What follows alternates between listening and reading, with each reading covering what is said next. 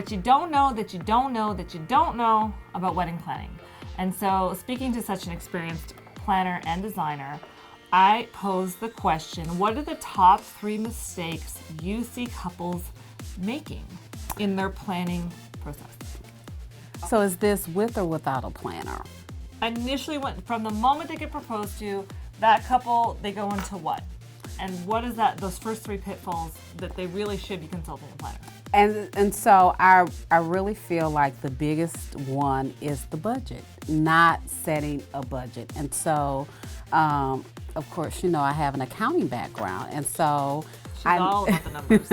I know the importance of the budget, and often tell the client, you gotta set a budget. And it's not for me to know how much you're spending, but if you don't know what you have to spend, how do you know where to allocate it? And so it's funny, she said budget and I drank.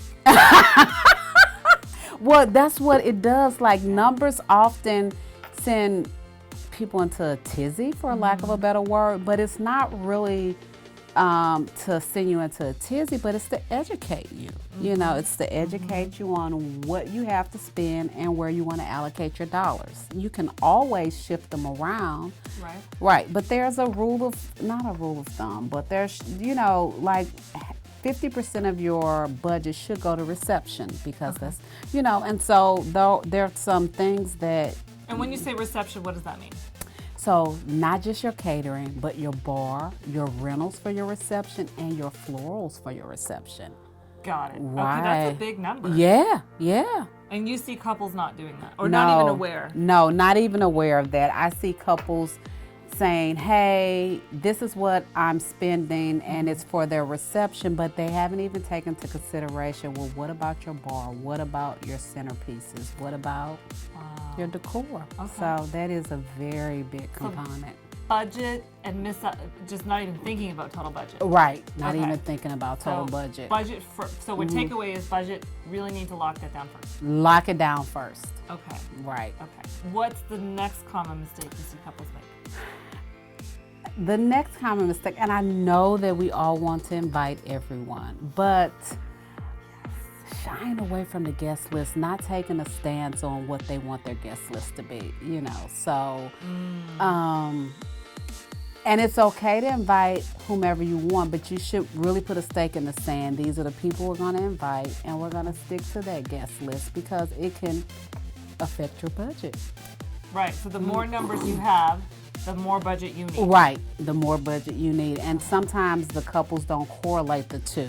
If I add 5 people, that means that I'm not only adding 5 meals, I'm adding an additional table with additional linens, with additional bar. So all of those components take. That takes money. Yeah. I mean, I don't like to sugarcoat it, because I see so many couples that, and we talked about this on the show before, become venue poor. Yeah. Oh, I see it all the time. Real. It's I a see real it. issue. Right. And it's heartbreaking. It's heartbreaking. And I think it affects the outcome of the wedding. And so it does. It absolutely does. Especially when they see something that they want and they really can't have it, because they've exhausted their entire budget on just this one piece of their entire wedding. So we talked about budget, guest list. What's the third mistake? I see this often, and it's not making the wedding their own. I love Pinterest. Don't. Really? I have mixed feelings. Right? So, I think it can give people great insight, but often I see clients coming to say, I want this wedding. And so I'm like, well, what does this wedding say about you? Does this wedding represent a color palette that you like? What is it? Is it something in your childhood that you like? And often once I go through those questions, the weddings that they've shown me have nothing to do with who they are as a couple. Wow. And it's funny, because so many couples, and I would say that there's usually brides think about their weddings like since they were a little girl. Yes, kind of absolutely. To. Yes, they're kind of conditioned absolutely. To. And that, it doesn't play out for them? No. So they, with Pinterest, and so just let's say the internet in general, they see an idea and it looks great. It's amazing. Oh. Just blocking. Okay, I'm sorry. No. It's amazing. But when you ask them, okay, what do you like about this?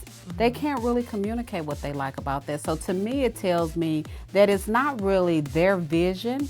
It may be a vision that someone else has said something to them about, oh, your wedding should be like this, or I like this image. I often see brides giving me Pinterest images that really aren't the ones that they would pin themselves.